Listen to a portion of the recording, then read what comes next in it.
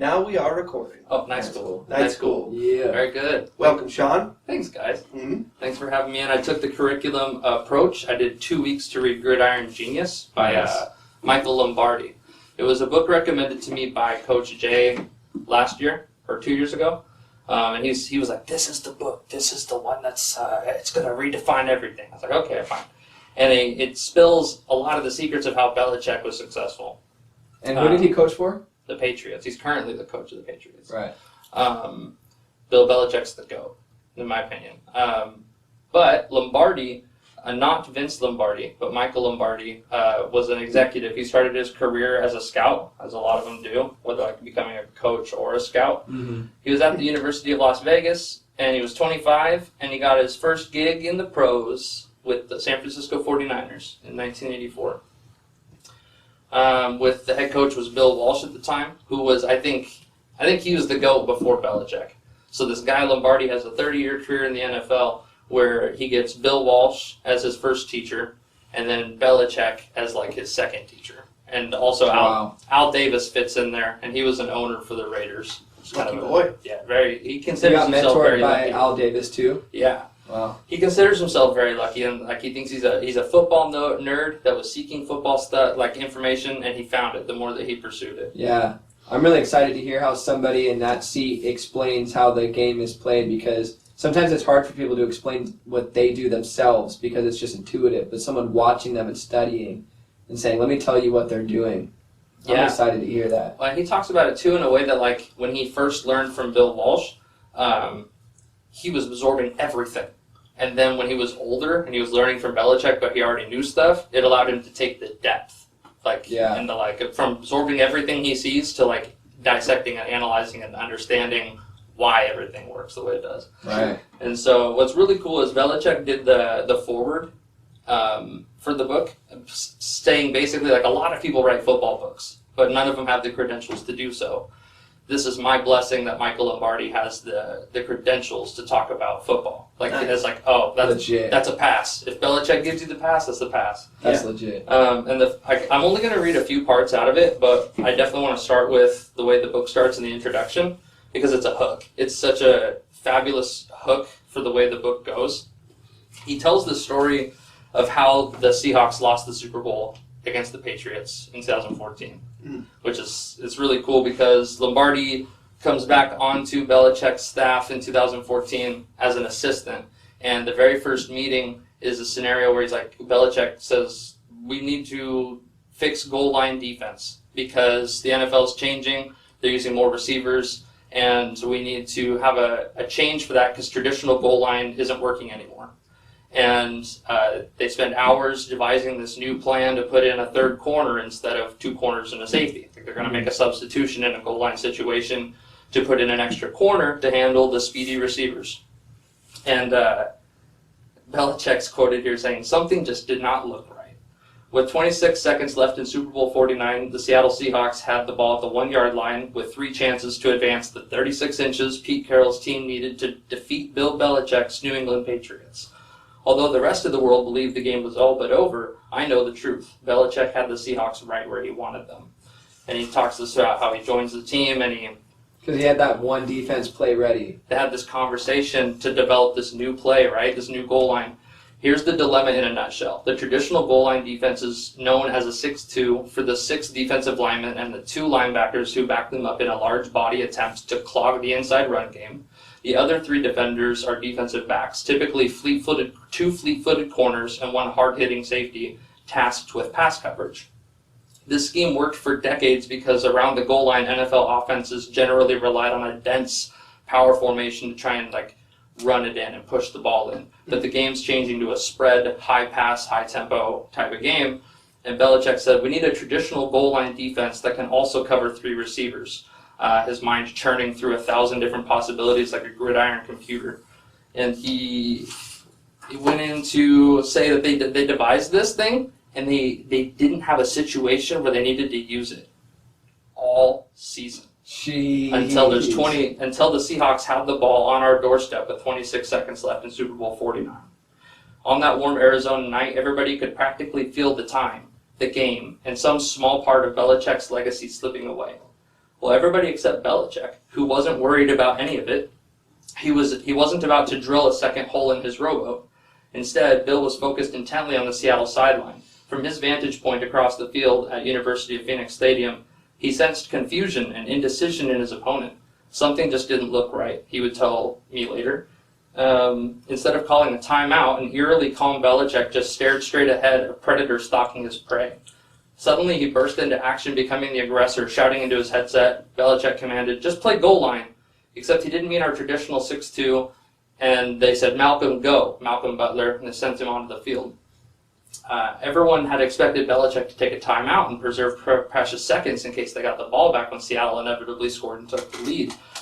But when no timeout came, I suspect it might have thrown Pete Carroll a little bit. Whatever the case, Pete Carroll looked to the field and saw 6 defensive linemen on the field and said, "They're in goal line, they're in goal line." But he didn't account for the micro change that Belichick had made in February, a year ago, saying that, like, no, we're going to swap the safety for the nickel. And the risk in that was that he took his best player off the field. Belichick took the best defensive player off the field because he wasn't fit for that situation. Wow. And put in somebody else. And they're in goal line, his counter call sending in 3 receivers, which was intended to spread the field, instead it played right into Belichick's trap. And jeez. And that's how the story goes. That guy's got nuts, dude. Yeah. And this was the one where it was like, you should have given the ball to Marshawn. Mm-hmm. Was that one? Yeah. So this kind of puts it into a new light. Instead of it being like, Seahawks blew an obvious win. Right. Instead it was like, no, Belichick actually had something really clever up his sleeve that happened to work right at the most important moment of the season. Right. Yeah. Yeah. Hey, dude, I think I'm not recording. You see that? Just turn my volume up. See how there's no waves on mine? Oh, yeah. Keep turning it up a little bit more. The volume isn't going to look higher. It's just going to record it higher. So it's easier to mix later. Okay. Yeah. Very good. Right. Sorry, anyway. No, we're good. So that's savage how he was expected to take a timeout, and he's like, no, I'm ready, I'm going to go. Because it sounds like the Seahawks were like trying to get their shit together last minute. Like, hey, let's mix it up and do something else. So he's like, perfect, I'll get them right now while they're clumsy and confused. Right. You think his back's against the wall when really he's not. And it very easily could have gone the other way where Seattle scored if they had ran the ball. I do believe that would have worked. I'm not denying that. I also, if I'm going to nitpick the Seahawks, they also threw the ball to someone they shouldn't have. It was like, if you're going to throw the ball in a tight, violent situation, you're not going to give it to that guy. Ricardo Lockett's not that guy to me. And so, it's interesting. Which made him a good choice. Like, we have to do what they don't expect us to do right now, especially since we have 3 tries to get this done. Mm-hmm.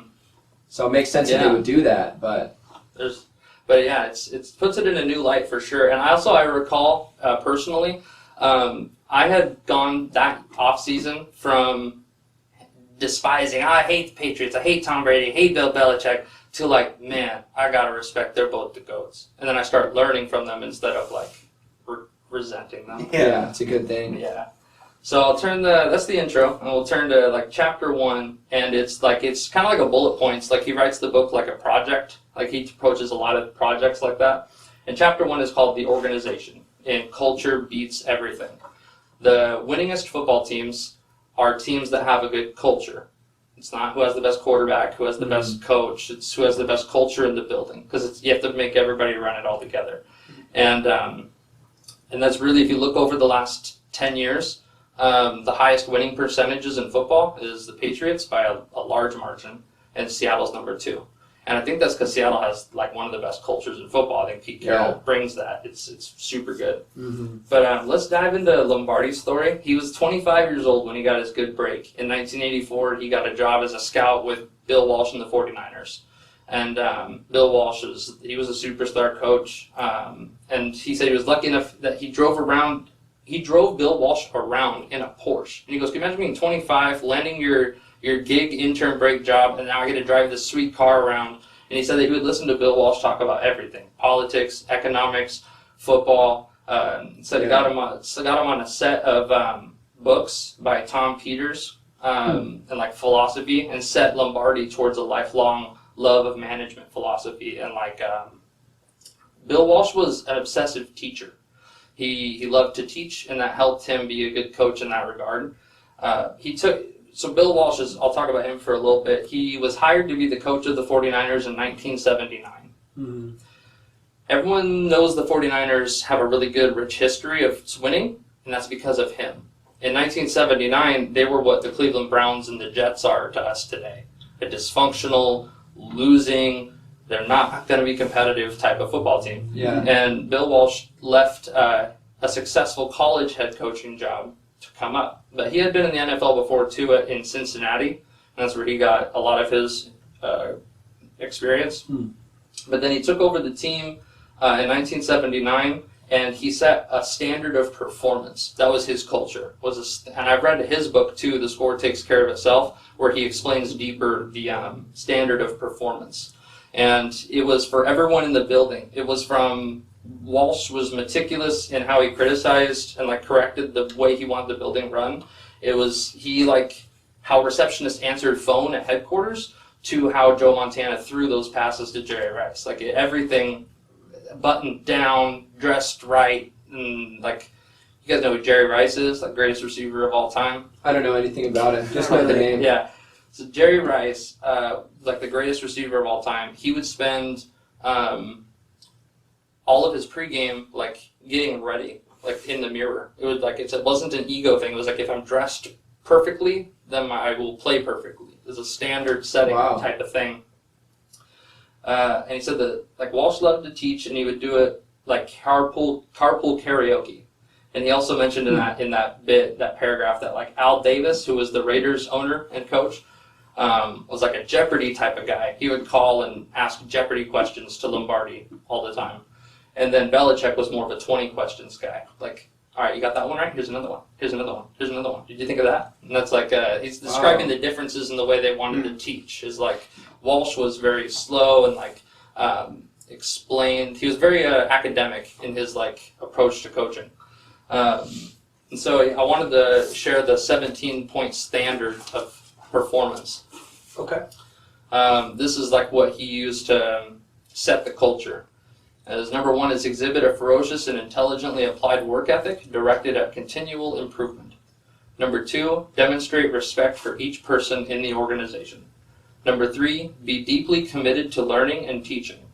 Be fair. Demonstrate character. Honor the direct connection between details and improvement. Relentlessly seek the latter. Show self-control, especially under pressure. Demonstrate and prize loyalty. Use positive language and have a positive attitude. Take pride in my effort as an entity separate from the result of that effort. Be willing to go the extra distance for the organization. Deal appropriately with victory and defeat, adulation and humiliation. Promote internal communication that is both open and substantive. Seek poise in myself and those I lead. Put the team's welfare and priorities ahead of my own. Maintain an ongoing level of concentration and focus that is abnormally high, and make sacrifice and commitment the organization's trademark.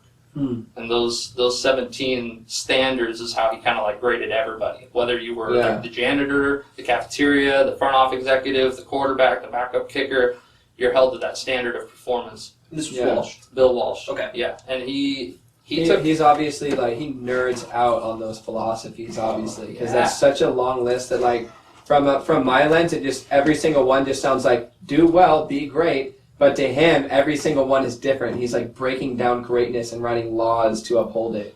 He was a bit of a list guy. When I read his other book, he does a lot of lists, and he has a quarterback list we'll get to later, because he's a true quarterback whisperer. Bill Walsh was a coach who won 5 Super Bowls for the 49ers, starting in 1984 or 82, because the cool thing is Walsh oversaw everything. There was even one time during a game, the announcer wasn't exciting enough, and he called him into the headset, remind me to fire that announcer after the game because he's not good. He's not good. It's you're supposed to be focused on the game? No, that announcer is terrible. It's a part of it. Yeah, he sees himself at the top of that chain, because what Lombardi says is the culture is the most important thing, but you have to pick a coach that can then implement the culture. Right. And he has to lead the culture by example, and you gotta Got to do that. So then he saw that Walsh oversaw everything and transformed the 49ers from a laughing stock to a powerhouse in less than 1,000 days. They won the Super Bowl less than 1,000 days into his takeover. Jeez. And so, can you imagine, like, if someone did that to the Cleveland Browns now? Like, I feel like they're getting closer, but this is not happening. Like, you know, serious growing pains in an organization to accomplish that quickly. Probably a lot of people like, man, fuck this guy. Oh, there was a lot of fat cutting. There was a lot of like, all right, it's time to go, because you got in the team building process, which we'll get to. There's like you know, you got a program guy, as Belichick's quoted as saying. No, I think it's one of them is quoted as saying, like, we're not here to collect talent, we're here to build a team. And that's Belichick's quote, actually. Wow. Yeah. That's fire. Yeah, because some people think, oh man, if you get the best players, you're going to win. Well, not necessarily. Right. Yeah. That's been a big criticism of the Hawks this year, is that the defense has got a lot of talented players, but they're not playing like it yet. And so everybody's like, oh, that sucks. But Like they're just not playing together well? yeah, there's been, you know, between all different types of injuries and things, they're putting it together. I think the Seahawks are going to, they had a good win last night. Like, Nice. Like defense was on par, offense was on par. I think going forward, Seattle's going to do well. Good. But then the next chapter is on the coach, right? So you have this culture you want to implement. Well, you have to have the coach to do it. And so when he went from the 49ers, he is a scout for a couple of years, then he wanted to move up. And there wasn't really room, I think, for him to move up in San Francisco. So he got a job in Cleveland, in the Browns. And he moved up their ranks like within a decade, and in that process, he hired Belichick. Wow. Belichick's first NFL head coaching job was the Cleveland Browns, and to this day, he's the last time the Browns won a playoff game. Was Belichick? Wow. Yeah. Wait, so Walsh gave Belichick his first job? No, Lombardi. Oh, okay. And Gotcha. he was part of the hiring process for getting Belichick into the Cleveland building. And so then there was a point where he was looking for jobs in, was it 1996? We're going to jump ahead to 96 real quick, because St. Louis, the St. Louis Rams at the time, they're not the Los Angeles Rams, their general manager had like brought Lombardi in for an interview, but the interview was very chaotic and he was hardly paying attention and was like messing with some dog. And Lombardi was like losing his mind, thinking like, am I being punked here? Is this what these kind of organizations, like he's just is not seeing this organization as a good one.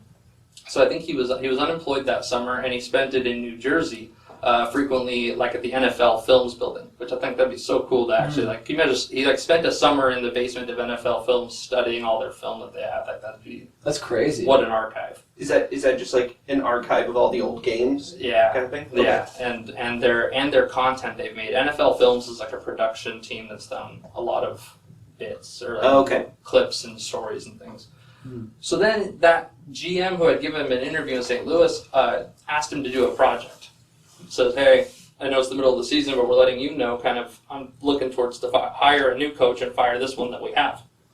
I want you to go make a report compilation of like what makes a successful head coach. Go back to 1984 to 1996 and look at every one of them that led their team to the Super Bowl. And he did it, and when he does something like that, he takes it very extreme. He created a very thick notebook that had, like he said, there was like 7 tabs in it for Super Bowl champions, college coaches, coordinators, all these categorizations of where they could hire a head coach, and then what his recommendations are, and like what makes a good coach. All of that got filled into this file. And he said that in the evaluation, he had an epiphany that coaches are first and foremost great leaders.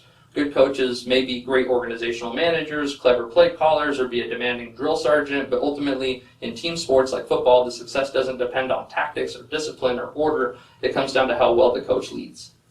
And so he got a couple of key like characteristics that coaches should have, and command of the room is number one. Like you grab the team's attention, you can hold the attention of everyone in the room, and it's tense. And then so like when the Patriots were getting ready to play the Seahawks in that Super Bowl, Belichick had told them, unless commitment is made, there are only promises and hopes, but no plans. And he told them that we have to understand how to play the game in order to win. And they all just kind of were like pro football players? But no, Belichick's telling you, like, no, you need to understand how to play even at this point.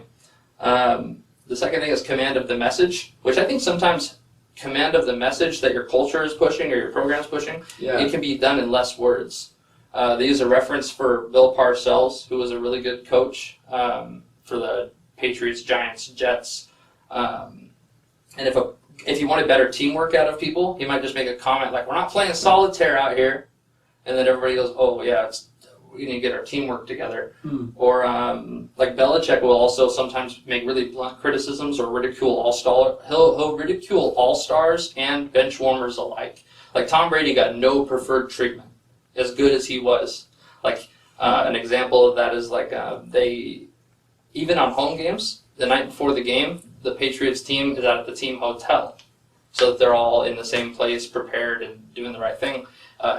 Tom Brady doesn't get to go home to a supermodel wife. He gets to go be in the team hotel with everybody else. Like it's that kind of thing. Yeah.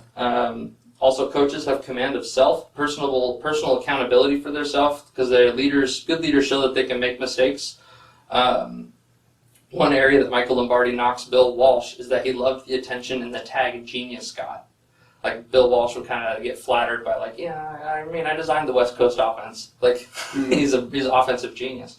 Very susceptible to flattery. Yeah. Okay. Where like Belichick will take an idea seriously if it will help the team's success. He doesn't even care where it's coming from. Like he's very military about it too. Belichick is, and I think that's because of his background.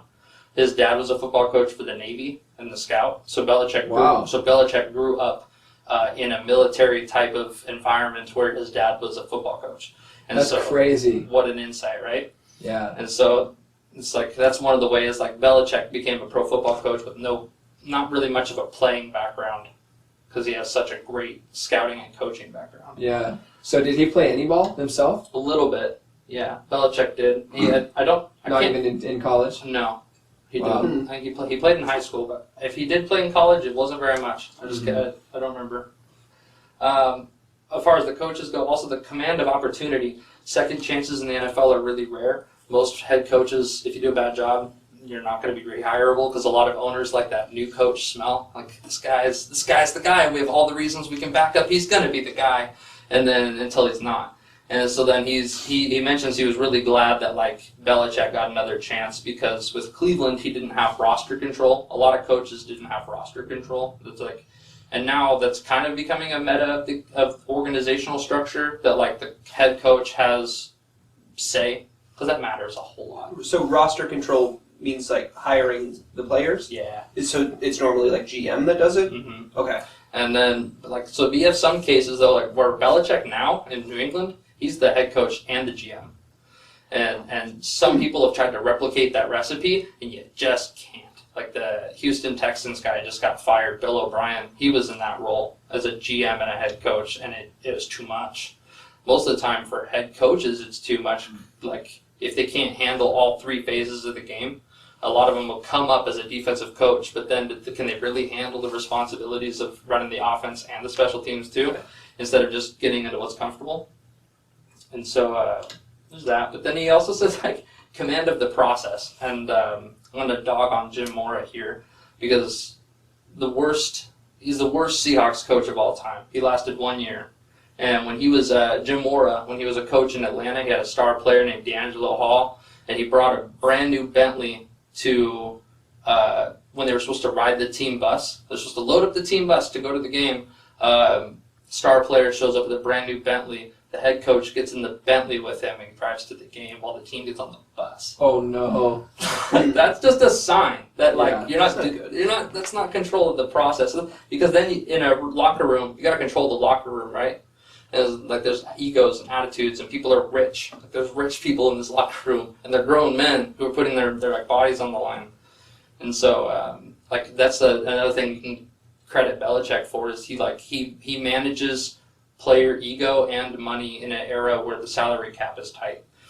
This is so crazy. I looked this up because we're getting into team building now. But I'll finish up the chapter. The point with Michael Lombardi is he does this huge task for the GM of the Rams, puts together this recommendations. He goes, I think you should hire Bill Parcells, Nick Saban, Belichick, Pete Carroll. Like he has a list of young coaches that would fit his head coaching resume. He goes, these are the guys you should hire. And the first thing he says to him is like, I think you have a blind spot for Bill Belichick.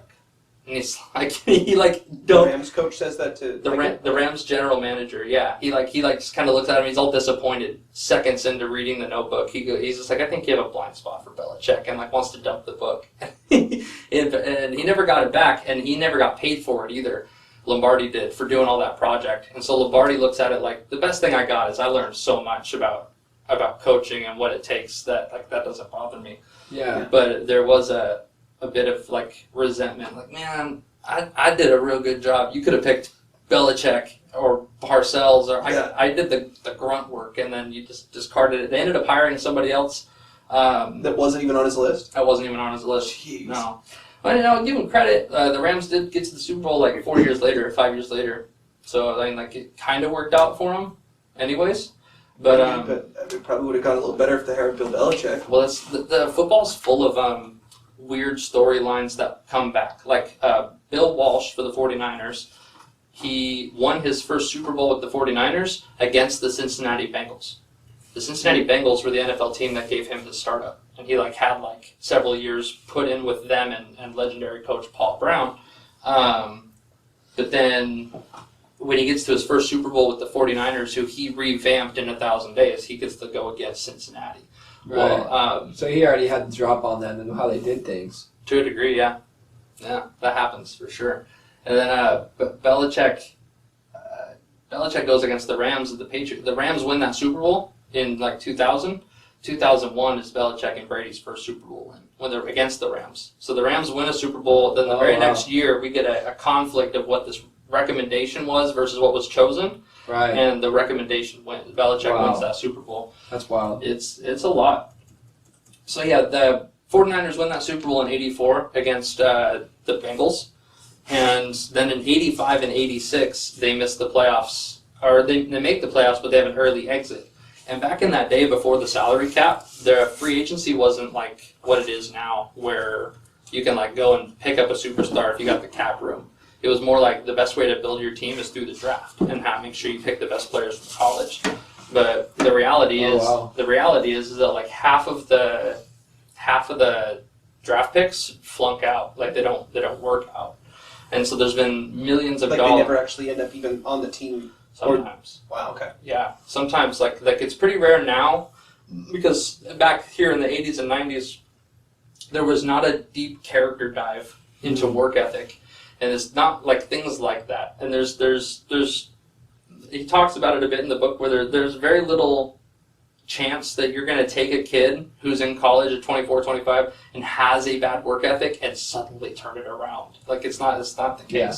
Very rarely, but no. So then they were trying to find an edge, right? Because it's 1986, and Bill Walsh believes that hey, if we just get another pass rusher and an extra running back, maybe we could. This is what we need. We're short on that, and he would constantly ignore people that said this is a bad draft class. This group of college players coming to the pros. Good luck finding any talent out of it.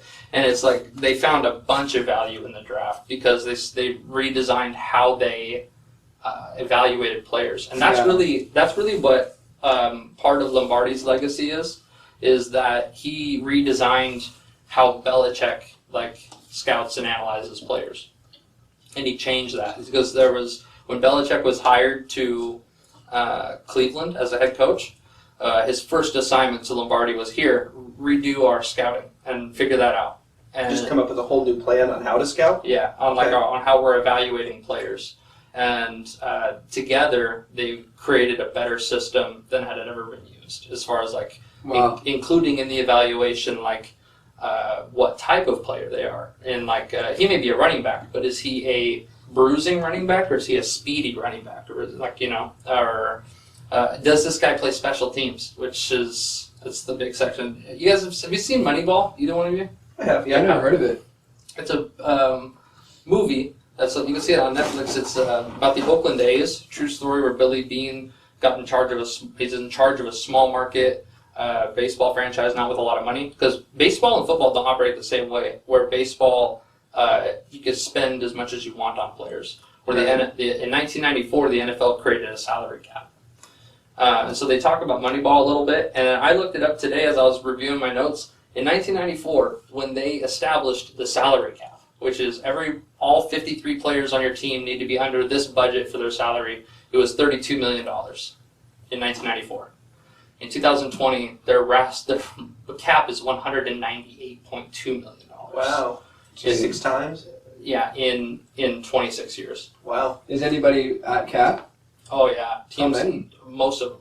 I mean, like, And Wow. this is about like a cap of how much, like the budget each team can spend. So of course they spend all they can. Oh. For 1 year's worth of salaries for every player on the team. Oh, okay. So you may see some report in the news like Patrick Mahomes signs $500 million contract. Well, that's over the course of all of his contract, the years. Right. But they still have to budget all those numbers. Like 1994, $32 million for the whole team. The Seahawks pay Russell Wilson $32 million per year, like in that ballpark. So it's just it's crazy how much in the last 25 years, my lifetime, football has skyrocketed up. Yeah. So team building. Also, a big part about team building is searching for program guys. I think we talked about that a little bit, but it's about finding the right fit, not always the best talent. That's a big deal. So we've done. I like how he does organize the chapters for a reason. It's something I'm always a little bit tickled by. Same with an album, when it has when the flow of the 12 tracks tells a story, or it has a purpose or reason behind it. Mm-hmm. And so he goes through these chapters in order in the importance he thinks they should have. So it goes culture, coach, team building. All right, now you got a team in place. Start with special teams. What are special teams? Those are the kicking plays. That's the kicking, kick return, punt return, field goal block, all those kind of plays. Why start with them? Because it's the definition of all in. Because special teams account for 20% of plays during a game. However, a lot of football teams treat those plays as redundant plays that already have an outcome. Like it's already assumed what's going to happen here. 95%+ of kickoffs result in the team getting the ball at the 20 to 25 yard line. Mm. Very, very rarely do they break open for a big gain or does it have an impact? But that's where if you're looking for an edge and you're being competitive, special teams is an area where teams are might be pulling off or loafing on a play, and we're going to make that difference. That's awesome. And it's also I find on the high school level too. There's a whole bunch of approaches in all of football for special teams. Do you put your starters in those spots? Do you give people a chance to get a break?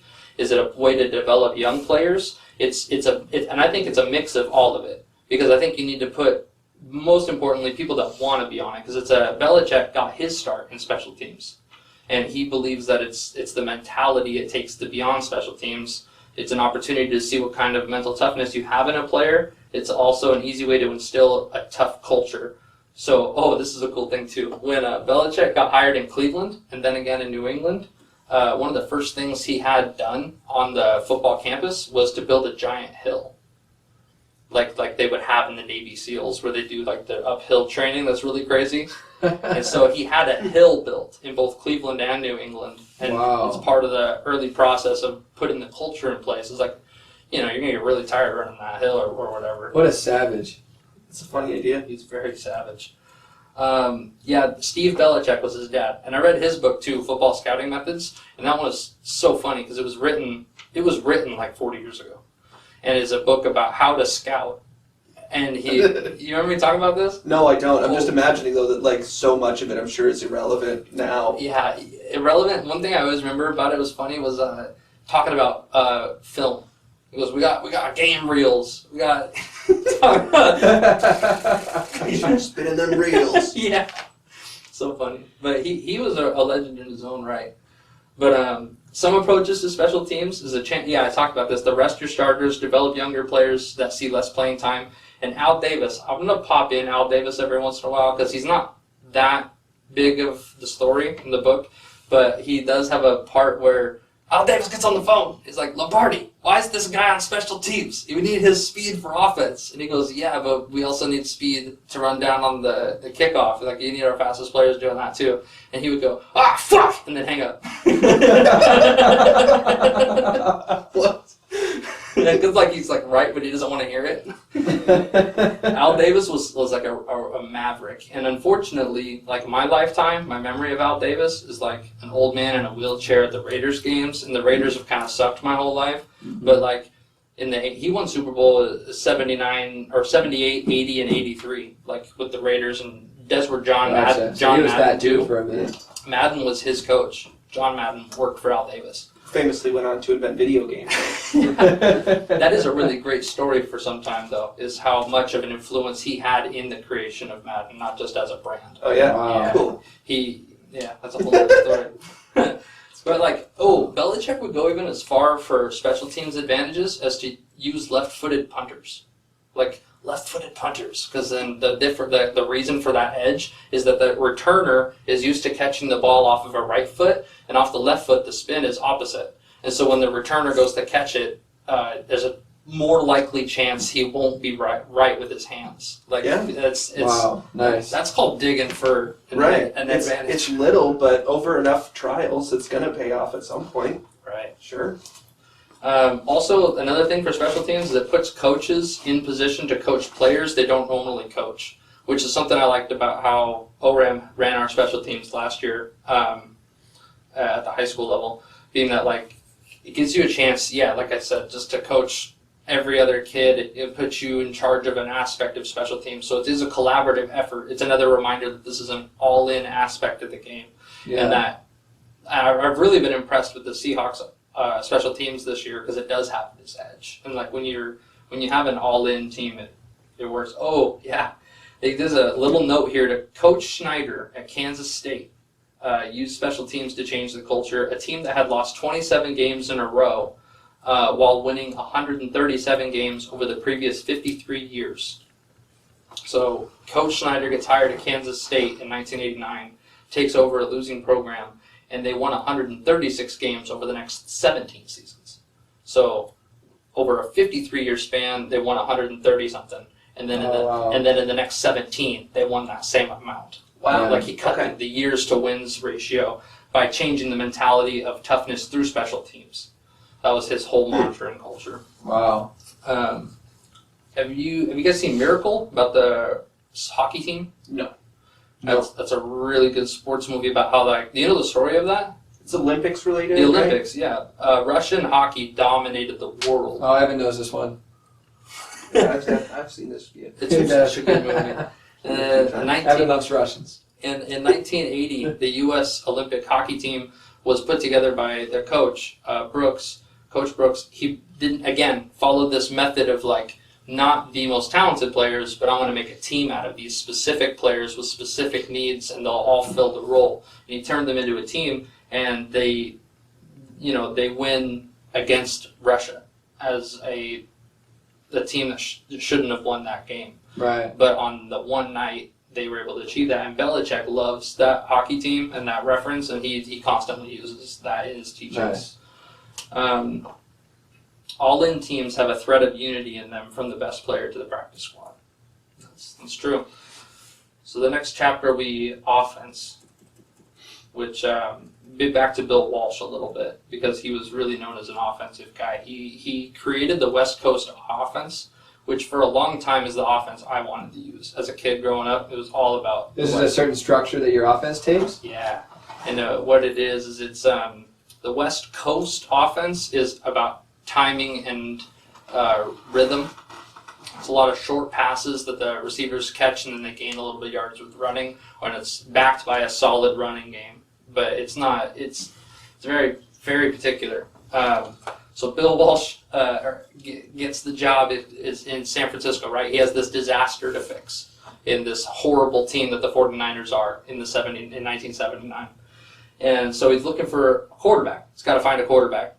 But in the process, he goes to Notre Dame University to meet up with Jesse Owens, who was the sprinter, the Olympic sprinter and hurdler, Jesse Owens, like very, very fast. Okay. And like maybe this guy could work out in football.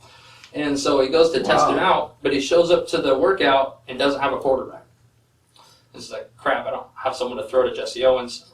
Notre Dame's quarterback was on campus and was like, hey, I'm trying to get drafted. I'll do your workout. It was Joe Montana at Notre Dame. Jeez. And so he goes to this workout, and he works Jesse Owens out, but he says within a few throws, Walsh became so fixated on Joe Montana, he practically forgot he was working Jesse Owens out, the Olympic hurtler. He's like, he found his guy. He goes, I didn't come here for this, but I found it. Wow, And that's so cool. it is, because I'll talk about him doing that another time. There was a time they were on their way to a meeting in a draft combine situation, and he stopped. And he saw a quarterback across the way, and it took him just like passing out of his eye. He was able to see something in Rich Gannon. It was like, that, I want that.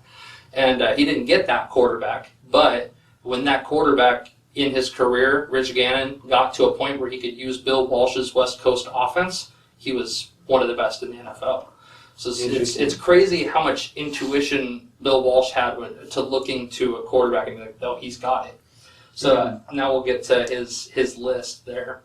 He has what makes a quarterback, right? Because very few people can coach a quarterback, and even fewer can actually evaluate them and know if they're good or not. And the first part of it with the quarterbacks is a winning way. They have to have a winning way about them, and that you can't bluff a certain winning percentage. They think whether it's high school to college or college to pro, the magic number is 23. If they have 23 wins under their belt as a quarterback, that's an indicator that they have a proven track record of winning. B would be the second thing is a thick skin. The measure of who we are is how we react to something that doesn't go our way. Throw an interception, are you going to forget about it? You should. Not the mistake you made, but don't let it stick with you, or you're going to hear tons of criticism of the quarterback. Has to have a work ethic, has to lead the tone of intolerance. I love that phrasing. As the work ethic, you have to lead the tone of intolerance.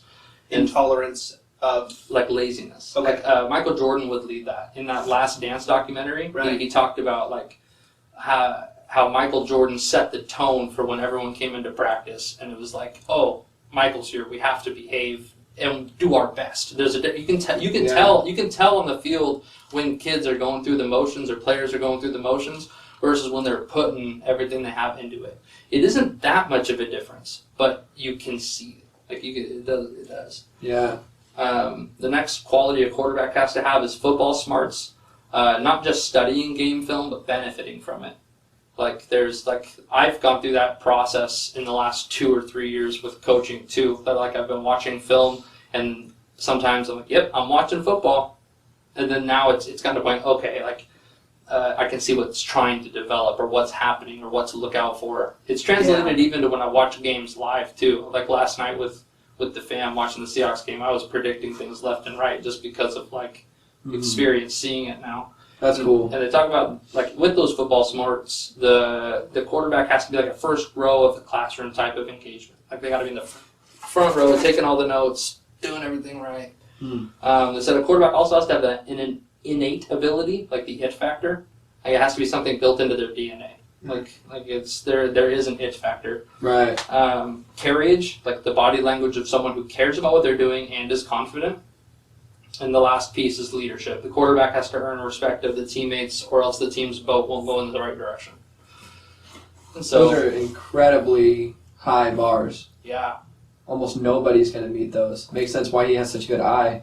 Yeah, because he's probably automatically defaulting, no. And then eventually when something does come on the radar, it's like, oh, that guy has it. He has something. I'm going to investigate further. Yeah. So, yeah, I get that. I was just thinking about what you said about how now when you watch film, you kind of see it differently because you're seeing what's actually going on. More of it, yeah. And I know that definitely happens. Whenever you get into any sort of game or into something, you start seeing the matrix more and more of what's actually happening. And if you start seeing oh, this person's gaining ground, even though there's a lot of complicated stuff going on, you're seeing generally what's happening there. I imagine if you're looking at just players as much as a guy like that does, that you start just seeing the matrix of how one specific body moves to be a quarterback. Yeah. You start seeing exactly oh, his elbow is dropping at that point, and you just understand that it's the direction the ball's going to go. Mm-hmm. I imagine you get so good at that. I try to stay conscious of that too when I'm teaching high school kids the film. I hope I'm not saying things that aren't even registering. I want to try and teach it from their point of view. Right. What is this kid watching in the film that I'm going to be able to draw dots to? Because if I just start talking about what they should be seeing instead and talk about what I'm seeing, like that's not necessarily going to connect. Right. And so that's you got to start at the dots that they're at and just go one dot further. No, look one level deeper into it. Yeah. Understand it a little bit better. Yeah, that helps. Yeah. It's understanding a playbook on paper is checkers. Translating into the field is chess. That's like because you could look at a play and be like, okay, I just need to run like that, but you understand the deeper details of your steps and it's a lot of it. I'm feeling that way with blueprints. I'm learning how to design HVAC systems at work, and so you look at the blueprint and you're like, oh, the duct could go right there, and then you show up and you're like, oh, fuck, the way that this is framed out, it can't even, you see it in 3D in person, all of a sudden you're like, oh, this is way more complicated than I thought. Yeah. Also, like, Walsh was a visionary. Part of the reason the West Coast offense, developed is, he could see the meta of the game 25 years out. He was bringing aspects of the game in the 80s and 90s, and when he did those things, the NFL would be like, what's going on here? They can't even grasp it. The old way of thinking would be that, you run to set up the pass, and it's running has become more about stabilizing the lead than getting the lead. Running the ball has become a lot of clock management. And when you want to plateau and play it safe. Yeah, or just because say you go out and pass the ball, first down, second down, third down, and all of them fail, the clock stops every time. So you might have a possession of the ball and it doesn't go well, it's only 3 plays and you have to punt, but you only took seconds off the clock. Where then if you run it, that clock's going to keep running after you run it. So those that factors into the strategies. Right. He even started to break with the West Coast offense being about speed, timing, rhythm, and short passing routes. He would watch old games for inspiration, and because history repeats itself, right? Same way with football trends, fashion trends.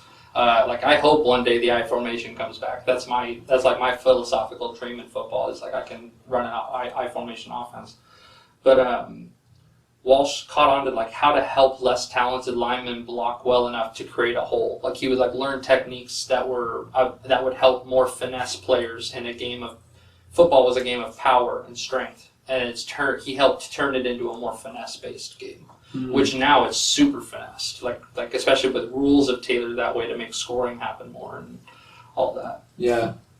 Oh, I was gonna. So you mean they're playing more intelligently rather than just banging into each other on the field? Right. This is the last part I'm going to read from the book, and I love this story. Bill Walsh was with the Cincinnati Bengals back in his early coaching days in the late 60s, and they're playing a game against the Raiders. And he's talking about play designs and how he gets inspiration for new plays, and he talks about how always under perfect conditions they can test things. But it says, of course, that was when things worked just right, which they rarely do. But even in a typical chaos that takes place on a football field, Walsh still managed to find something useful. In another story that Walsh loved to tell and write about, Cincinnati's tight end, Bob Trumpy, facing the Raiders, once broke the huddle and lined up on the right side instead of the left, where the play was called for him to be at. The quarterback shifted him to the other side in time to run the play correctly, and when Trumpy came to the sideline when the series was over, he was apologetic. The Bengals coaches, though, particularly the offensive line coach, Bill Johnson, barely heard him because they were still marveling at the fact that when Trumpy moved from where he lined up incorrectly to lining up correctly, 4 defenders followed him and accidentally ran into each other in confusion, which meant that when he ran back to where he was supposed to be, the Raiders were not where they were supposed to be. And even though the shift was a legal aspect of the game, it wasn't being used tactfully. And this accidental goof where the player lined up on the wrong side and they had to shift him back to his actual position, then they watch the defense change and they go, oh, what if we use this all the time. Yeah, it's a whole new dimension. And so the shift was born, and now we see receivers running across the formations. There's fly sweeps, options, right, all the time. They just crazy. shuffle around until the moment the play starts. Totally standard in my head as to how it works. Because it's kind of cool, because it creates communication delays. Like you have to, a lot of communication has to take place really quickly, and then if you shift, then the communication might have to change again, like right before we're ready to go, and that's an awesome part of it. The next chapter is defense, and I'm going to ask you guys a question. If you could have a dream dinner with somebody, who would it be?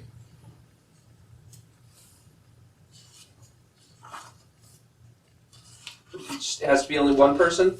No. It could be like, who would be if you could sit down and have a dream dinner, talking conversation, nice dinner, like, and you got to really pick someone's brain, like, who would you sit down with, or what group of people would you sit down with? It's it's probably going to be like podcast boys. Like it's going to be like a steak with Rogan and Jordan Peterson and Tim Dillon or something like that. I would definitely go one person, so I could just go as deep as possible in understanding them, and it'd be Jordan Peterson. Yeah. Okay. So this defensive chapter, Lombardi gets that dream come true in 2016. Joe Rogan and Jordan Peterson. That's a good one. I wouldn't be surprised if he knew them to some degree or something, though. Maybe. But he had the opportunity to have his dream dinner with Belichick and Nick Saban. The Patriots were heading down to Alabama to scout their college players. Nick Saban is Alabama's head coach, and he's been there for about a decade, and they've dominated college football. Best team in college football is Alabama. No ifs, ands, or buts about it. In the early 90s, when Belichick was with Cleveland, Saban was on his staff. Saban and Belichick are defensive gurus and buddies. They like bounce defensive ideas off of each other, and and that's how they've set their careers in place. Belichick's a bit of a defensive mind, and so they go to have this pro day where they're catching up with Saban and watching Alabama players, and they go to have dinner, and Lombardi gets invited, and after dinner ends up back up at Saban's house, and they spend hours talking about defense, and Lombardi basically doesn't say anything. He just kind of sits there and chews on all of it. They wanted to help each other because Saban had just come off of winning a national championship. Alabama beat Clemson in the national championship, but he was frustrated because they gave up 40 points. And he's like, how do I fix this problem of the NFL is evolving into high scoring. It used to be like defense wins championships. Saban was quoted like a month ago saying like offense wins championships now. So like even since this book has been written, I think like some of this conversation's changed, like because it's.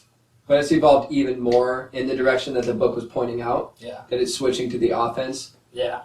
Wow. So they refer to back when they were in Cleveland, they could sense then that like because the game, even in the 90s, they were sensing that the game was going to be more pass oriented. And so Saban and Belichick were working together to understand that like the pass rush is going to be the future of defense. We're going to need to be able to get a pressure on the quarterback and get sacks because he's going to be dropping back a lot. We need to disrupt that timing by getting our guys to him. And they had different approaches. They had, like in fact, polarizing philosophies of how to get it done. Where Saban was like, split, I'm going to take him out, send everybody, send the dogs, go get him. And Belichick was trying to be a little bit more crafty, I guess, with how the pressure came. And what's cool is that they like steal bits from each other, and their philosophies are still different, but they stole from each other and how to make a great defense. Nice. And so at the time of the dinner, Saban had just won the championship, but was upset. And Lombardi described Saban and Belichick as being such good friends and like almost like twins in the regard that their mood is not based on whether they won or lost. Their mood is based on like the execution of their team. Yeah, it's like, which is worthier when you're reading that list of 17 things. The one that stuck out to me the most because I thought it was kind of an interesting thing that I don't hear a lot is the idea of take pride in what you did even if it didn't go well for the team. So it's kind of like on a different level. They're just saying as long as the whole team did well, it doesn't really matter if we won or lost. Yeah, if at that level. Because like say I've had that conversation or witnessed that conversation where you've done everything that you can? Did you know when you ask yourself that question, did you do everything that you can and you still fall short? How do you move on? And that's a tough, that's where you have to fall back on something else other than wins and losses. You have to fall back on a pride, a philosophy, a standard of performance, or excellence. There has to be like something beyond that. Like they care if they win or lose, but their personal mood is more caught up in whether they did what they wanted to do. Right. That's right. The title of Bill Walsh's book that I read is called "The Score Takes Care of Itself," because in that 17-point list and all those things, he stayed so more concerned with that than what happened. He was in this book he even talks about how Bill Walsh was more obsessed with how he could create and sustain a winning culture than like the game plan he was creating for next opponent. Like he got more excited about like, how am I going to create this organization to win year after year after year, and that's how you do it. Wow. Discussed. Oh, so like then in this dinner, Saban comes to Belichick to ask him to pick his brain about how can we help fix the college game, but at the same time Belichick came to him was like, hey, so the NFL's seeing a new play called the RPO, and we're hoping, let's talk about how you would defend that. And they get together and they were discussing that. And football meta is evolving so fast right now that this book was made in 2016 or 2017 in that time. I think it was 2017. And the RPO is already something I deal with on the high school level. Like it's a trend that once it popped up in the NFL, everyone's accepted it. And football's a copycat game because the meta is constantly evolving into what works. And so Belichick wanted to run, the idea past Saban, and an RPO is a run-pass option. And what that means is on the play, basically two plays are called at the same time. And the quarterback will then make a decision in a half a second whether it's the run or the pass. And so the defense is designed to be reactionary. The offense is always attacking, and the defense is constantly having to live to that reaction. And then their best hope for any defense is to have a sound alignment, get lined up correctly, know what your job and communicate, and then do it to the best of your ability. Yeah, that's all you can hope for. Mm-hmm. And that's one way that the game is changing, is that penalties are starting to restrict how defenses can do things, and they favor the offense because the scoring is more popular, and so everyone wants to see. So it's always funny to me when scoring records break. It's always like, well, yeah, because it's a new game. It's kind of a new game, Right. Yeah. And now running records are never getting touched right now. Mm-hmm. Like no one's touching running records because everything's passing wise. Yeah. Oh man, this is a cool bit too. So Belichick was hired in 1991 to Cleveland Browns, and they brought Saban in at the same time. When they joined Cleveland, they were allowing they had allowed 462 points in their last season, or an average of 28 points per game. In 1 year, they reduced that total to 298. Which is what per game? I'd have to. What was the other number? 462. They dropped the total point. The total points that the Cleveland Browns allowed in a season. Yeah. 462. The first year with Belichick and Saban, 298. Wow. They saved them almost 170 points per game in their defense. That's or crazy. not per game, but per season. Yeah. That's phenomenal. So then Lombardi in the chapter, he has this dinner and he walks away with it with 11 essential rules of a good defense. And it would be that number one is that the disguise is as important as the defense. So the way you present yourself as how you're going to do the defense compared to what you actually do? What's the disguise? Right. So essentially it's how the quarterback can get under center and look at the defense and read it. But what is he actually reading? If there's two safeties high up top, he could assume it's cover two. But then on the snap of the ball or right before the snap, there's a shift or they don't actually do that assignment. They go somewhere else. It's how are you handling the disguise of a defense? Yeah. Because defense is where simplicity is complex. It's make it look really simple and talk about it really simply. That's another thing about Nick Saban that Lombardi was saying in this chapter is that like he would have this extremely complex point, and he would talk about it like, yeah, it's, you know, we stopped it. Yeah. He's a master of making things sound really simple. Nice. Which is really good for, you know, teaching and explaining. Einstein said you don't really understand something if you can't explain it in simple terms. Yeah. I love that. It's a good one. When I find myself rambling about an idea, I'm like, shut up, you don't get it. Yeah. Unless you can stop and simplify it. Like, right. Yeah. All right, so the disguise is important. Like Belichick's first day with the Browns, he declared that they were going to have a few core plays disguised with various looks and personnel groups to create confusion. Studying an offense is the first step towards stopping it. That's rule number 2. Rule 3, don't coach defense, teach it. Make the offense play left-handed. Take away what they do well. Oh, nice. Timing is everything, so disrupt your opponent's timing. Like, I was coaching defensive linemen, right? I would tell the kids, like, even if you don't sack the quarterback, even if you can't touch him, contact him. After the play, pat him on the back. Let him know you're there. Let him know there's going to be a physical presence from you to him. Like, it creates that mentality. Wow. Like, say the play happens, quarterback throws it, but, like, you didn't sack him, touch him. Let him know you're coming. You know, you get close. Nice. And so it's the little things, right? That's my way of trying to find an edge as a D-line coach. But then also diffuse explosive plays, which would be any play that goes for more than 20 yards, run or pass, is considered explosive. Because it's like, they got way more than a first down. It's an explosive play. So diffuse those. Remember Newton's second law. Acceleration is directly proportional to net force because net force equals mass times acceleration. The correlation is that fast defenses force fumbles. So, like, the faster you play, because I remember I learned this as a player for Coach Oram, would that be like speed kills.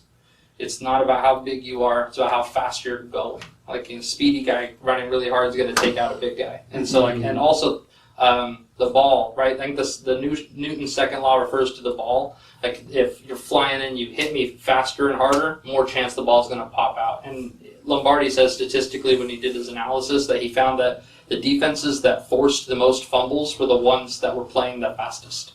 It'd be, wow. Yeah, makes sense. Also, they say think quarterback pressure first and sacks second.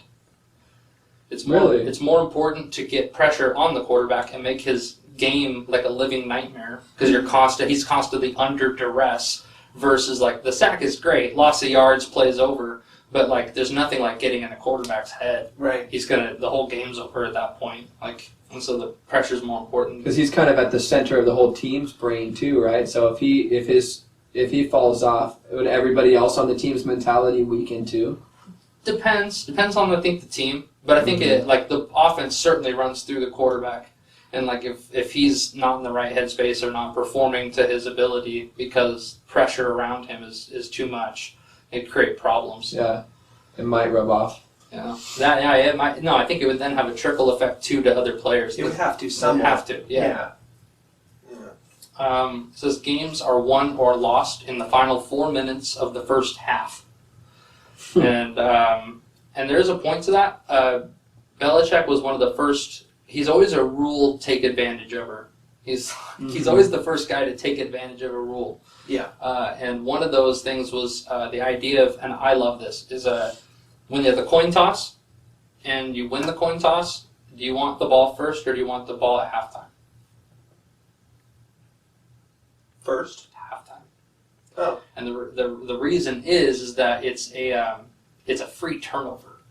Middle of the game, all action stops, right. And you get the ball back. No matter, like that's kind of a, And so then Belichick oftentimes, and a lot of teams do, they try to manipulate their game control where they have the ball at the end of the first half and score, and then they get the ball to start the second half, and they break that chain of passing it back and forth, and you can get an edge. So score as close to the end of the first half as possible. Yeah, knowing that you get the ball to start the second half. Right. Like because they're not going to have enough time to pull anything off. Right. Now, there's certainly something to be said about if your team is an offensive team, right? And, like, you want the ball first because we're going to go down and score and take the lead. What are you going to do now? Well, because that's one option to take the ball first.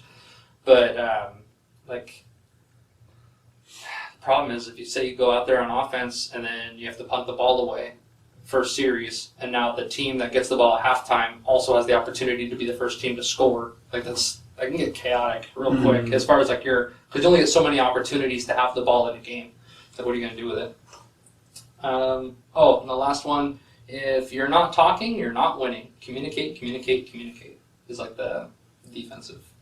It's everything on defense. It's communicating. Sure. You gotta, because defense is aligned to the strength of the offense. So the strength of the offense might be where they just have more guys on one side or the other. Then it's like, okay, rip. Everybody goes no strength to the right, or Liz, strength to the left, and then it kind of sets. That's like initial communication. But there's all kinds of communications like delta checks, trip checks. There's making changes to also calling out the formation. Like they'll be like, all right, there's two tight ends, or they're like, there's two running backs. They're calling out all those things so everyone's kind of on the same page. Yeah, I'm sure everybody's eyes are focusing on different things. Everybody's got a different perspective on what's happening.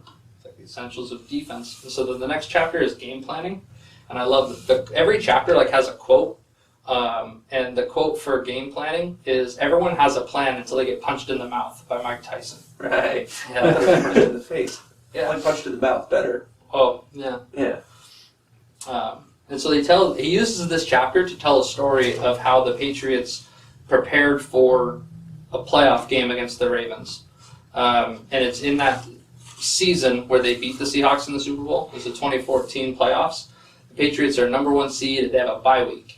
And he talks about there's a balance to handling bye weeks. Like you have players have a whole week without a game. So how do you handle that to keep them ready? And there's like a balance between giving them a chance to rest and recharge, but you also don't want them not focused, because that certainly has happened a lot where teams get a bye week, and then what happens is the other team that doesn't have a bye week has a playoff game, and they get into the rigors of a playoff game, they win, they go to the second round, and that team's had it easy for the week, and then they get punched in the mouth. So again, bringing it back to commanding the meeting room, Belichick likes to pepper questions in to see if everyone's paying attention, and if you're ever caught flat-footed in a Belichick room, like you're gonna get harassed and embarrassed in front of everybody. So as a result of that, like everyone is highly alert and like paying attention to the meeting. Because they might just get like he just randomly calls on people and just to see ask him a question about what he's talking about. Huh. Okay. Yeah.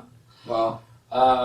Also, like media comments can get flipped on you in a Belichick meeting room. Belichick's one of those guys who doesn't say very much to the media because like they ask a lot of dumb questions anyways.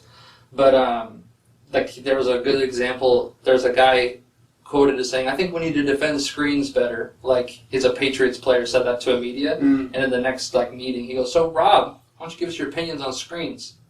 "Yeah, you don't know fucking anything about screens." And Belichick would just start like. Jeez. Like you know, like yeah, that's what you're fucking talking about. He's crazy. So you gotta they're really buttoned up in that organization. Again, that starts at the top with it's called the Patriot Way. That's like the culture that Belichick's created. It's phenomenal. Belichick was quoted saying, "Playing well with precise execution and avoiding mistakes will determine the winner of the game." As like before the playoffs, Lombardi received an assignment from Belichick to analyze every Patriots team that ever made the playoffs. He goes, "Go back to all of our teams since I first took over and analyze which teams, what they did well, what they didn't do well, and how they resulted for them in the playoffs." What an incredible task! The Patriots in the playoffs like every year. He has tons of work to do, and there's a good couple of pages in here where he talks about those differences of which ones had good defense and which ones were healthy and which ones dominated special teams, and you could see what works and what wins. Yeah. So when it comes to playoff football, is a very different type of football because everything else before doesn't matter, and it's a win or go home scenario, and everyone cranks up, emotionally and also physically, and it's not the same game. You got to be prepared. So when Belichick prepares for playoffs, he does, what does my team do well? What does my team not do well? And what do I think it's going to take for my team to win in this type of playoff bracket? Like this year's collection of playoff teams, what do we have to do to beat all of them?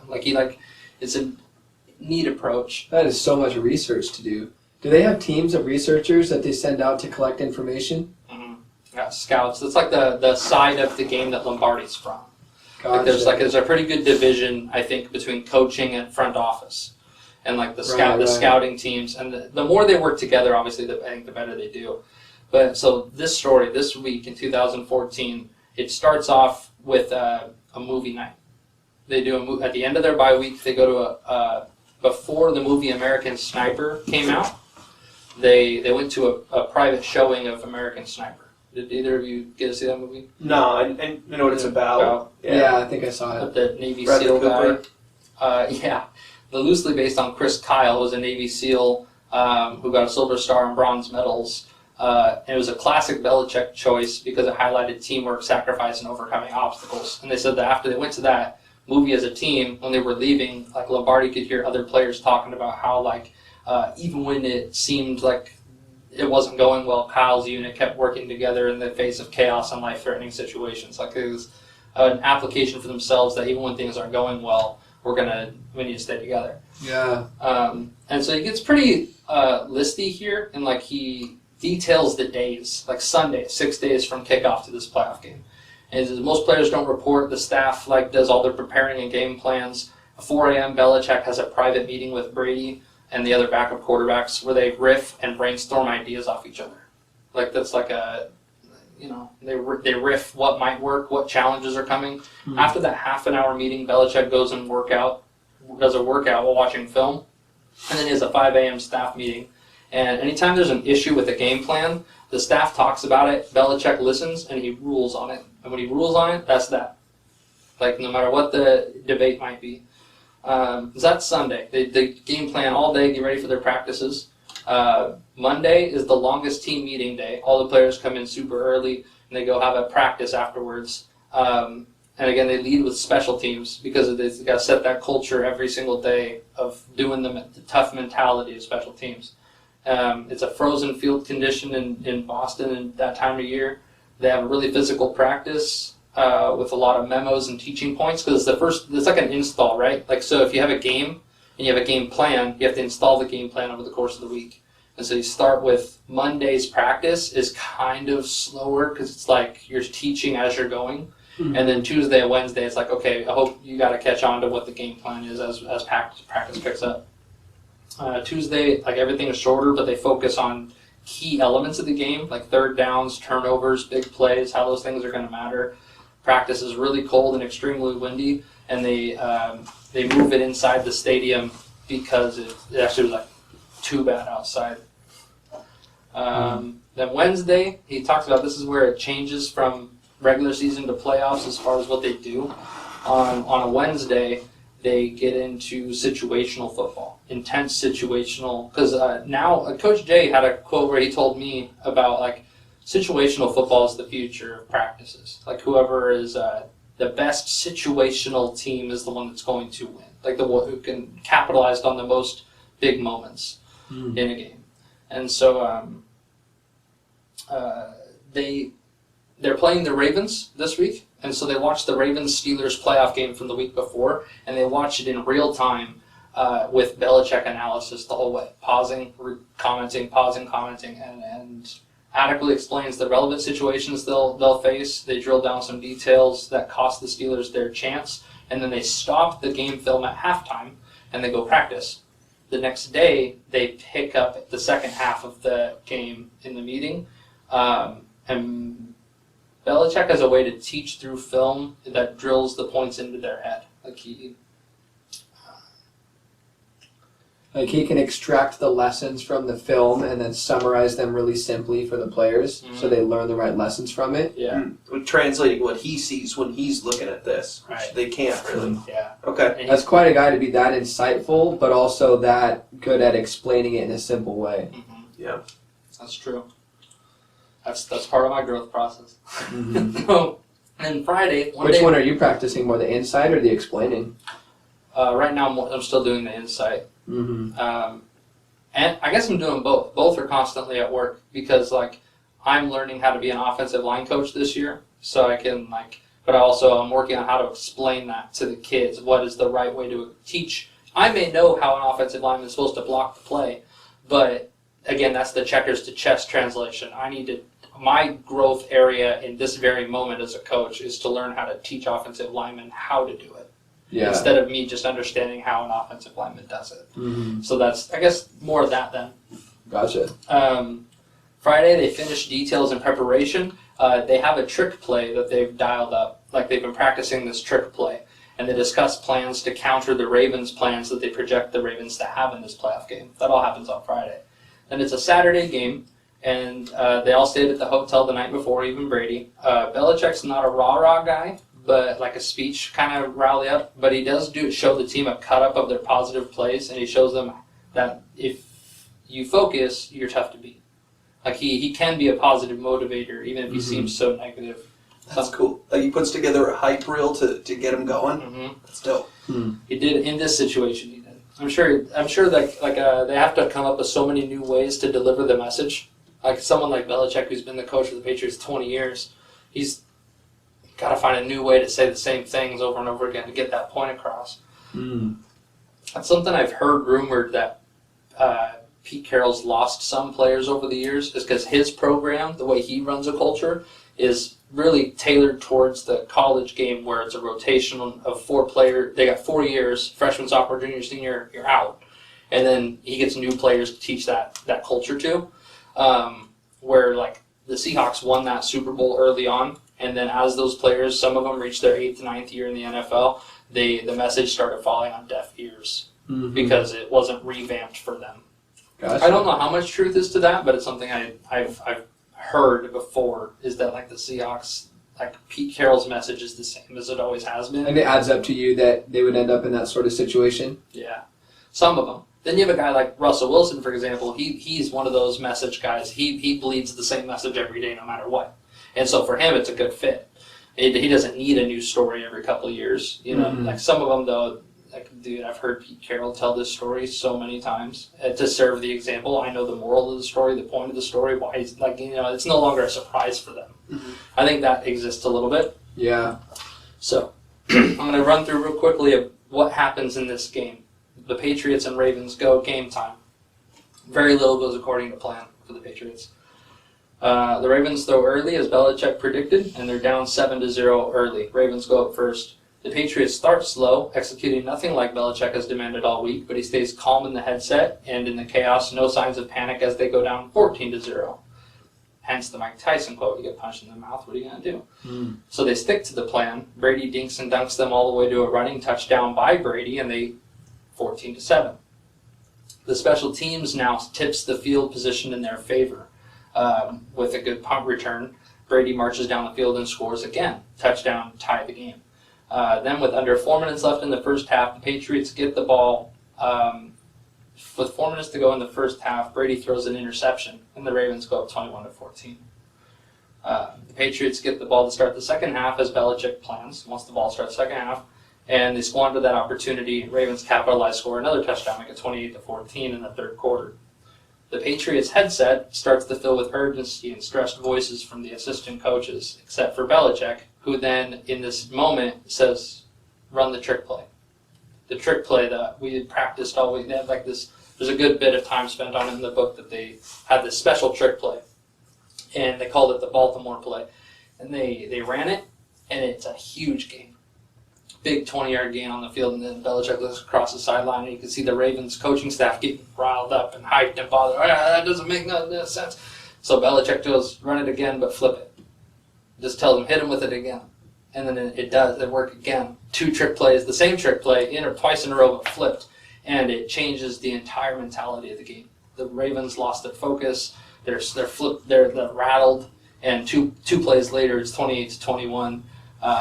And then Brady leads them down to score 2 more times in the fourth quarter as the defense holds them off. And then the Ravens quarterback throws an interception at the end of the game. And then it's an example of how they can win a game with all that game planning. Yeah. And being ready for any of it. Yeah. It's pretty crazy. Those are all of the football-based, like the leadership type of chapters. He goes into his personal pet peeves and what he thinks the future of football would be like. It's pretty cool. From a pet peeve standpoint, he talks about analysts are Oh no. One of the greatest inventions of the 21st century is the mute button on a remote, because it hates watching football with the commentators and analysts. Most of them are like former players that hyper focus on their position, like they watch the game through their lens. Yeah. And it's not like football's strategy isn't rocket science, but there's more to it than meets the eye. And fans critiquing plays when they don't know what they're talking about is a whole other problem. He hates it when coaches have time management issues. Like they're not, like when a head coach doesn't manage the clock right. Like this is one of the simplest things. How do you not handle how much time is left with your timeouts? He hates it when people try to return kicks late in the game because time is more valuable. You're not going to gain anything. He hates it when players stretch the ball out for the extra yard. Because when you have the ball in your hand, your number one job is to secure it. So why would you risk that security for like an extra inch? Like you're trying to win the Super Bowl. It's usually not worth it. He also thinks like field goals that are missed should count as turnovers, and that makes perfect sense to me. Is that like because what happens is if you kick a field goal and you miss, the other team gets the ball where you kicked it from, and that's not like a kickoff where there's a transition. Like that's literally what an interception or fumble would be. It's a turnover. But statistically, it doesn't go down like that. So there's not as harsh of a criticism for missed kicks. But that's the penalty in game it costs, as it turns the ball over. But since people don't miss that often, nobody really cares. People do miss a lot. Really? But it's not. The statistics don't tally it that way. If the statistics tallied a missed kick as a turnover, you would then go back and look at, because turnovers are heavily scrutinized in the win-loss algorithm. And so, like, if missed field goals were calculated too as turnovers, that would heavily change, like, probably some analytics for football. So he's not talking about a change to the rules. He's talking about a change in the way we get it analyzed. Yeah, in the statistics. Yeah. Also, another pet peeve of his is coaches who play battleship football instead of chess. And what he means by that, some coaches, like, look at their call sheet and they'll just, if they don't know what's going to work, they just try and pick things on a button. And when they find something that does work, like E4, hit, oh, they're going to try E4 again until they sink the battleship. Instead of the chess aspect of it, where it's like, all right, we're going to run twice to set up the play action pass, like, or attack the outside of the field so that way the middle of the field opens up. Like they're those kind of things. The last thing he mentions is a pet peeve is when coaching doesn't get enough credit. And he uses an example, Robert Evans, do you know who that is? Paramount Studios. Mm-hmm. It tells a story about a guy who took over Paramount Studios and didn't have a whole lot of experience with it. Like he was criticized for not having a bunch of experience. But he knew, what he did is he put more emphasis on what happens behind the camera. And he took movie production money and took it from putting it into the actors and the special effects and turning it into behind the camera. So the lighting's great, the makeup people are great, the costume people are great. He made all that great, and all of a sudden they saw a lot of success at Paramount Films. Mm-hmm. And he referred that to coaching and how a lot of NFL fans assume that coaching is equal on all the teams. Sometimes the head coach makes a difference, but an offensive line coach is an offensive line coach. Mm-hmm. That guy's not making that much of a difference. But it really, Lombardi tried at University of Cal to ask statisticians to create a point system for a coach's value. Like if this team has a better running backs coach, that should be a certain number of points. And then be able to say, okay, when the Seahawks play the Patriots, what's the staff score? How good is their staff? Because that it makes a huge difference on how good the coaching is. Also, the salary cap era brought parity to the NFL, and Belichick made a comment to Lombardi when he was in Cleveland that he's making less money than their left tackle. Their left tackle makes $500,000, and he's like, but I'm the head coach and I make less than that. And that's changed in the NFL. Now you see coaches making $8 to $10 million a year, which it's not like they need the quarterback money, but because their career is longer and usually but less risky for them. It is giving more respect to how much they're in charge of, though. Yeah. If you're going to pay a backup lineman $500,000, but you're paying your head coach less, how much are you really saying about your leadership? Are you paying them what you're paying them? Yeah. So yeah. Oh, Bill Walsh taught Lombardi not all coaches have the same potential impact on their team. It might be a player favorite, but he won't have much of an impact on wins and losses. And like some coaches are there to execute a plan, not create one.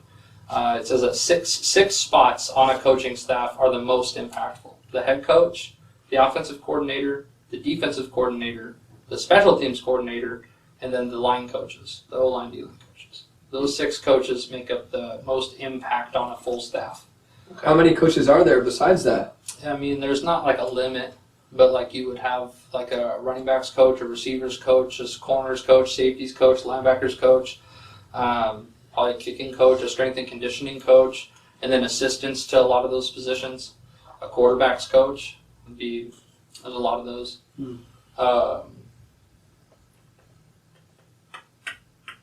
So then he does a chapter called WWBD. What would Belichick do?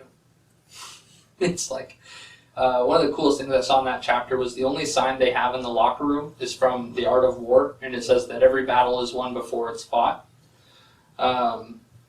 Speaking again to preparation, right?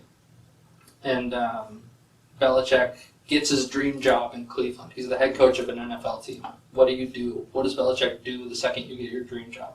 Take charge and get to work. He immediately shows up, starts dishing out orders, and starts trying to change everything.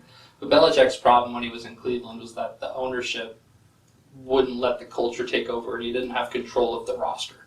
And that's still Cleveland's problem, is that like the ownership is caught up in, he's lost in his head. Like I watched like an interview with Lombardi when he was talking about this book, and he talked about how many times the owner of the Browns has come to him being like, "What should we do?" And then he tells him, and he doesn't do it. He just continues to look for advice. It's like, no, maybe you should do what you come to ask for the advice for, and you might have a winning football team. Pearls before swine. What do you say? Pearls before swine. That's like a saying people say. Like you're giving jewels to someone that's paying no attention.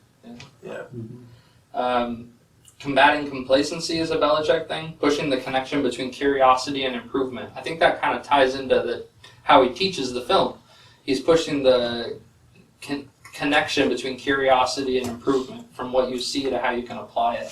Yeah, and you can see that curiosity in the players, like when they're leaving the theater and they're saying to each other, "Man, look at the way that sniper team, blah, blah, blah." That doesn't even sound like a real conversation. Like those people must have been really inspired to be insightful on that film and apply something that they got out of it. Especially then when you learn that that's what the guy's like, and you know your head coach is Belichick, and you know he has this rapport of being this type of person, you start looking for those dots. Like, right? I'm a player in the building, I'm thinking that. I'm thinking like, all right, why are we watching American Sniper? Why are we doing this right now? Oh, it's because there's probably a lesson in here. And it's you have to earn that kind of reputation. He has it. Also making difficult decisions. The art of making difficult decisions is understanding the urgent versus the important. Yeah. Okay. He uses a presidential decision about Eisenhower having to make the difference between urgent and important decisions. And this is what wouldn't Belichick do? Fake it. You develop a way to win. You can't fake winning. That's a Belichick thing. Wow. He's not the kind of guy that's fake it till you make it. What would it mean to fake winning in football, you think? Or like, I guess more like fake having a plan, or like fake confidence that you're gonna win. I think one way I can try and tie this in is when we were talking about the quarterback's evaluation, they have to have a winning habit, and there's like 23 wins is kind of the assumed number for a quarterback. Well, the reason that number I think is as high as it is because you could see it. Imagine a college breakout. This player breaks out and has one good year in college, and he wins like 9 games, but there's just not enough proof that he could like this. How many games is in a college season? 12 usually. Okay. And so this is an example, like in poor juice, man. The Chicago Bears can't find a quarterback, and a couple of years ago they drafted one named Mitchell Trubisky, and he only had 1 season as a starter in college, and he won 9 games. And a lot of analysts were like, it's not enough tape, and some people were like, no, he's got all the mechanics.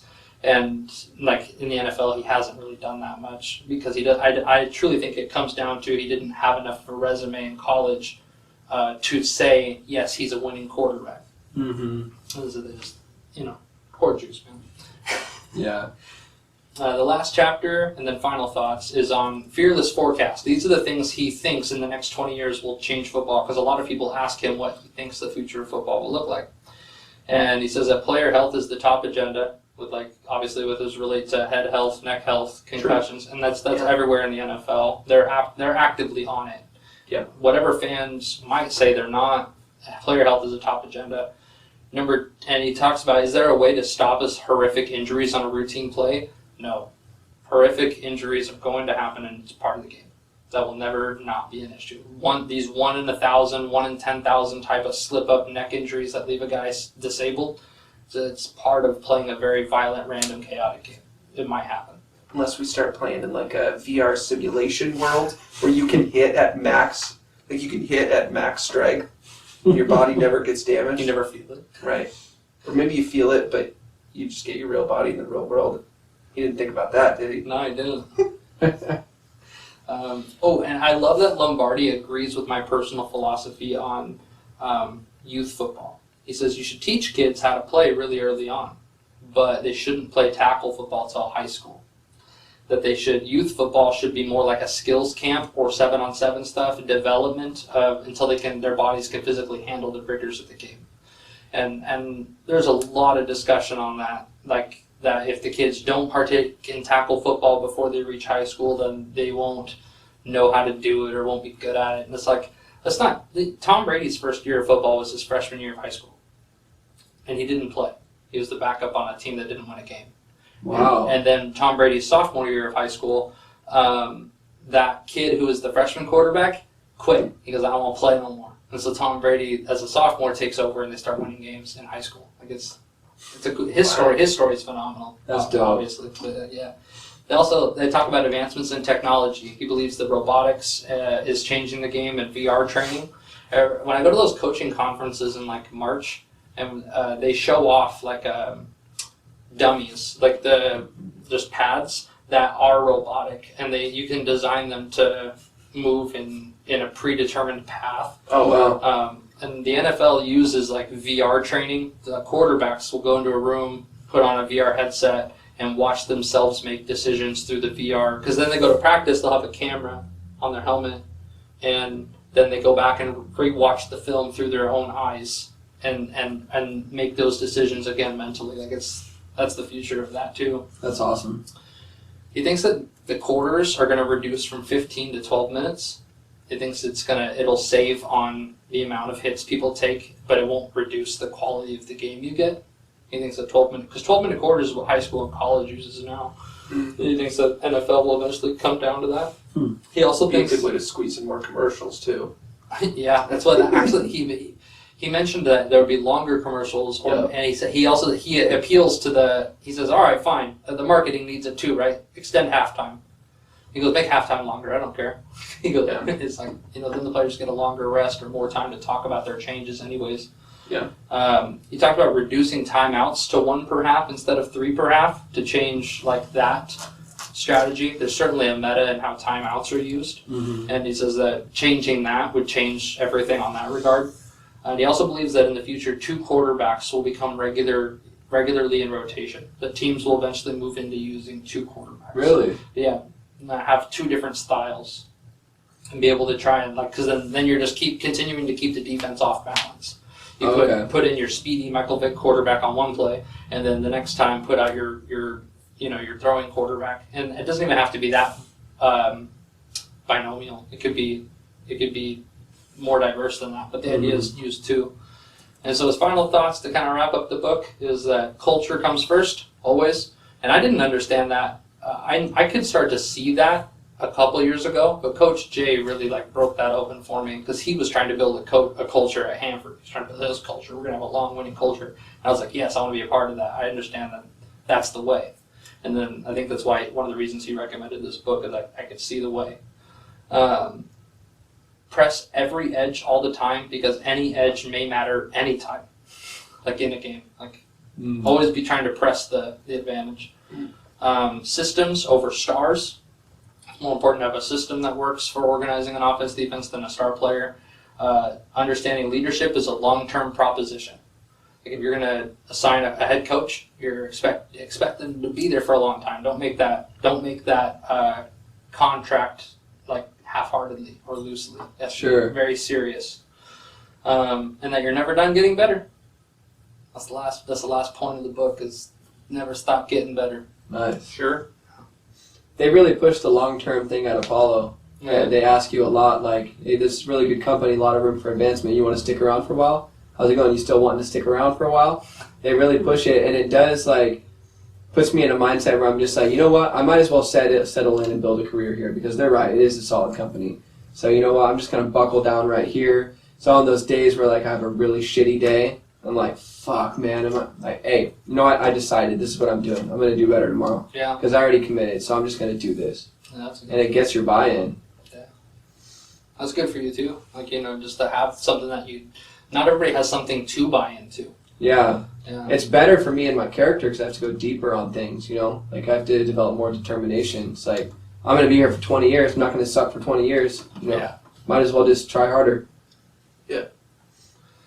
In this book, I was going to say I didn't really bring it up, but they have a section in here where he lists what you should ask a head coach when you're interviewing them.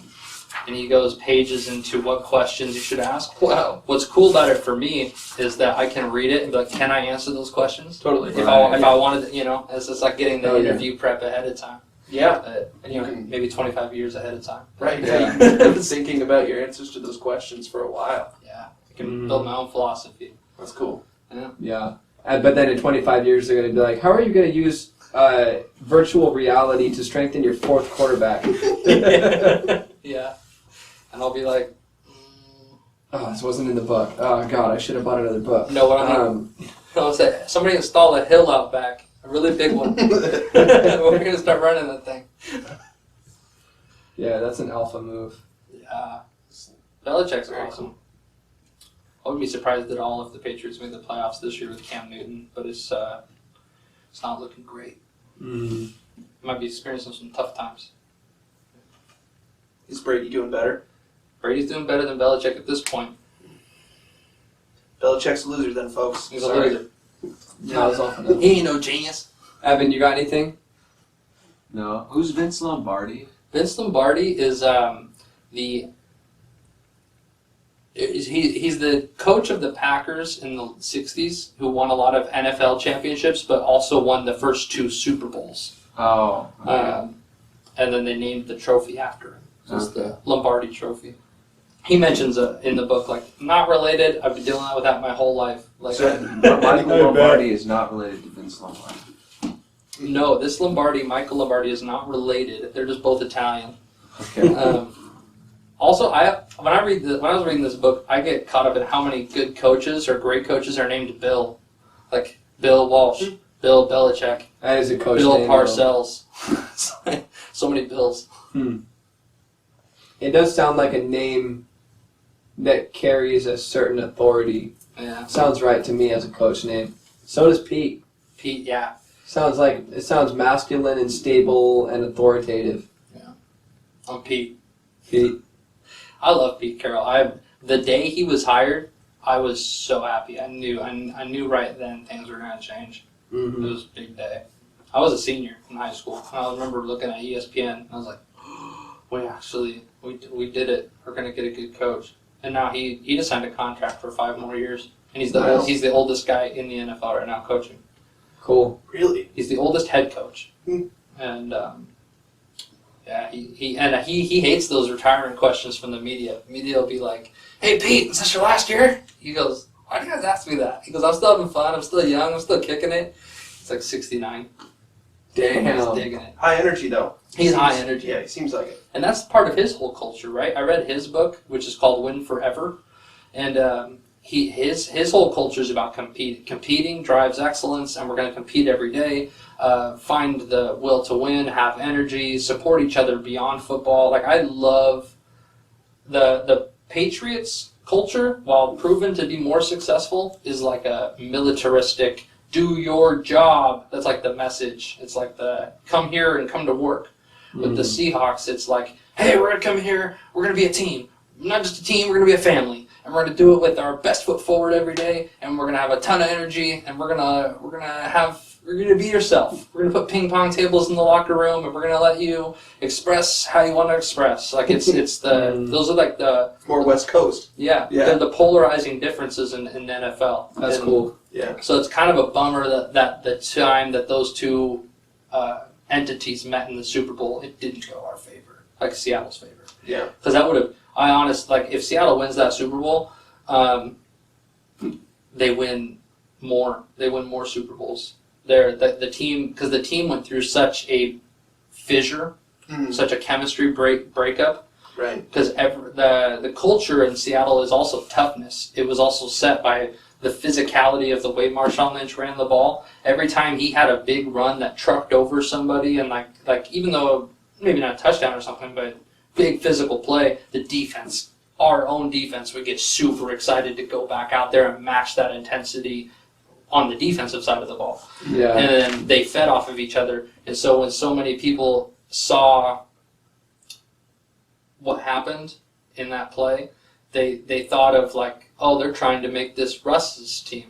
They're trying to force Russell Wilson into a Super Bowl MVP scenario by making him pass for the game-winning touchdown. Oh, okay. And yeah. there was a chemistry rift, and they tried to mend it. They said that like in that off season, like that March or April after the Super Bowl, they went to Hawaii together, all of them.